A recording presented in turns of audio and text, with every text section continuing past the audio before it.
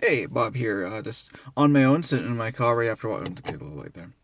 After watching Captive State, I didn't feel like I wanted to give this a full time to give a full write up, edit, a put up, and see where things go. I kind of feel like I just want to talk about it now because this movie's gonna exit my brain within the next couple hours.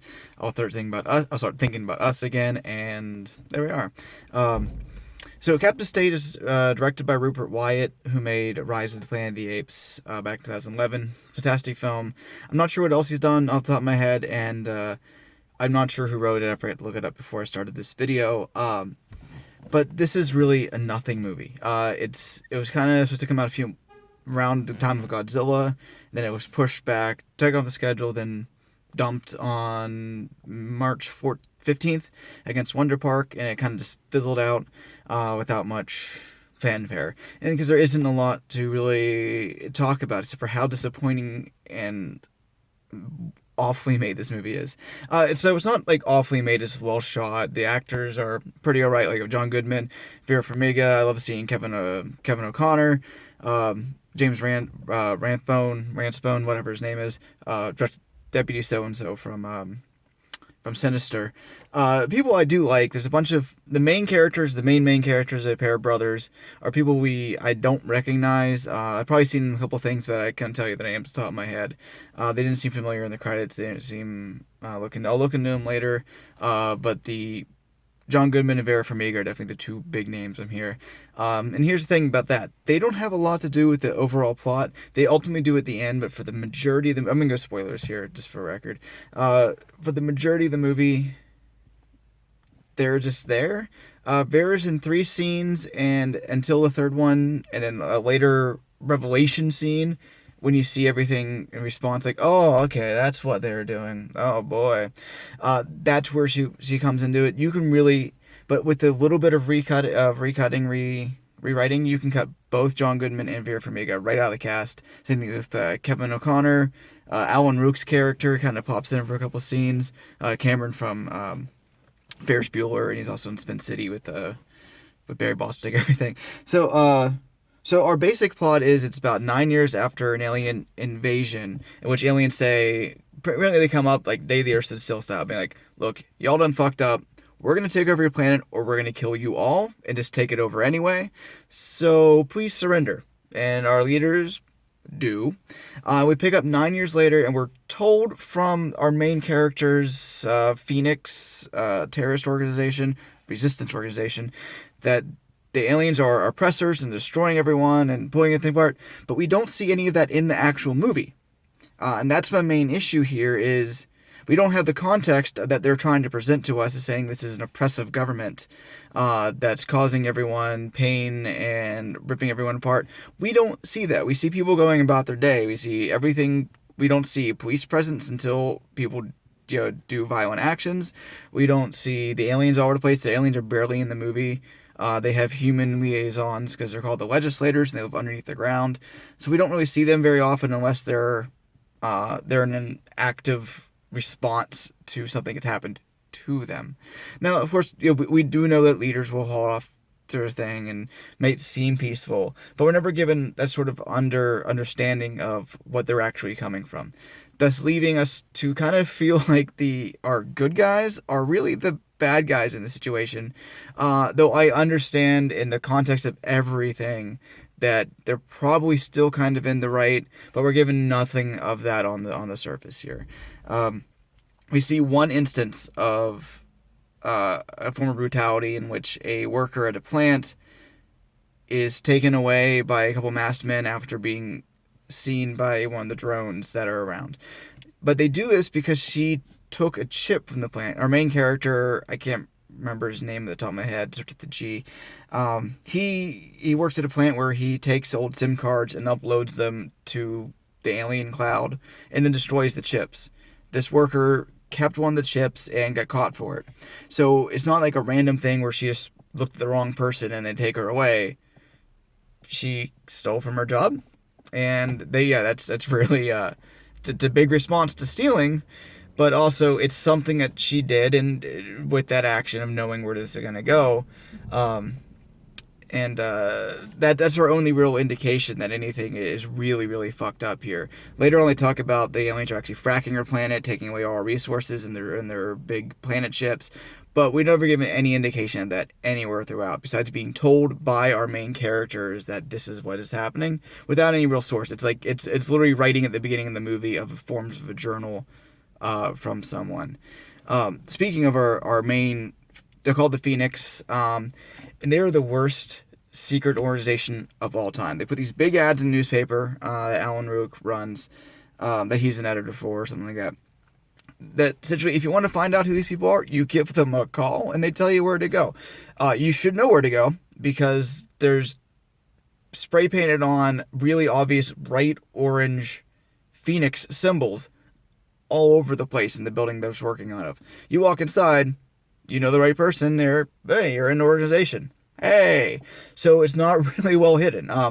So it seems like really dumb for the police not to be able to track them down, which leads us to why they don't. It's one of those narratives like Piss Me Off with Glass, or Now You See Me, in which the people who are supposed to be tracking the bad guys or the good guys or whatever, are awful at their jobs.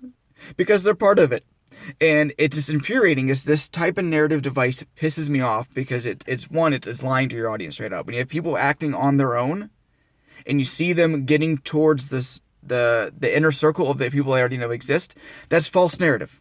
It's people doing something outside of the realm of their character when no one else but them is watching it. And that's directly lying to your audience. And that's different than setting up a twist, setting up that, of course, this is twist. It's a bad setup because it doesn't hold water. Think of like Halle Berry and Perfect Stranger, where she is the killer that she's hunting down when no one else is watching her. That screams like almost rewrites in many ways. And it turns out that Vera Farmiga is setting up for the aliens to be discovered for what they're doing to take down Kevin Dunn's commissioner. But it's just one thing here. So John Goodman is hunting himself, to help start the terrorist organization to do more stuff. So that leads us being like, he's an idiot and his group's an idiot, and then the people he's fighting are idiots. Halfway through, they have this attack in Soldier Field during this unity rally. That's not blowing up a stadium. I was worried they're going to do that, make us feel more bad guys. They're trying to get a bomb onto a deputy mayor who's going to meet with like 5 of the aliens. And their way of going about this is the worst. You have one person giving this joint that has a person's not social security, but same thing, some form of ID on this that's him to one person, it's given to another person, it's taken to one person who's handed back to person, and it comes right back around to that same organization, who then puts that number into a computer, and that computer tells us who that person is, and then they're like, oh, where he's gonna be? He's gonna be there. Put the bomb on and blow it up. It's so many extra steps that makes no sense.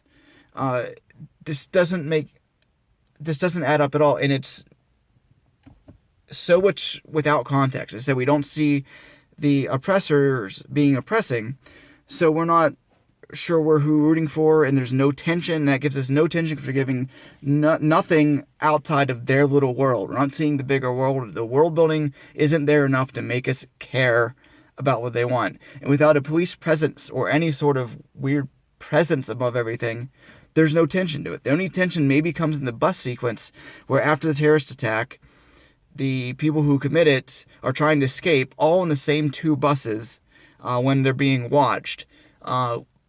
And there's a couple times where like now we do see some of the aliens, that hunter aliens show up to take them away, and there's a little bit there, but my attention there came to, are they going to blow up the entire bus to kill one of the aliens, negating their task, negating their cause? It's so, yeah, this is really a nothing film. It goes on for 1 hour and 55 minutes. There isn't any tension. There's no draw to anything. The main actors are wasted. The main actors, people we don't even know, and halfway through it does switch from the younger brother to the older brother in his family. We don't see the younger guy for a while. it's all over the place. There's no world building at all to make us care for our good guys, because they come off like villains when you give it any real thought. All to set up for the reason behind everything else. So by this point, you're already pissed off and you don't care. Same issue I have with Glass, which was made a lot better with better performers, and had more of a drive. It just was a pain in the end.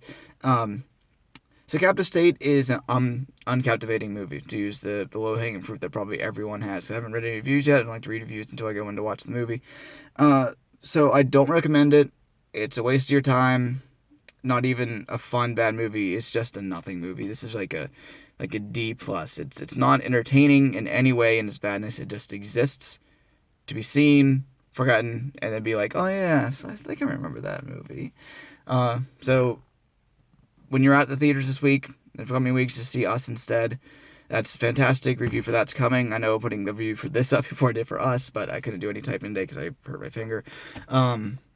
So that should be up a couple days. Check out the Stephen King retrospective. The second entry of that will come up in a few days as well. I couldn't finish that because it couldn't really work. So Captive State, yeah, it gets a D. Go see Us. Like, comment, subscribe. I know this is a quickie video with nothing real special to it, but yeah, cityofgeek.com. See everything else we're working on, and we'll see you next time.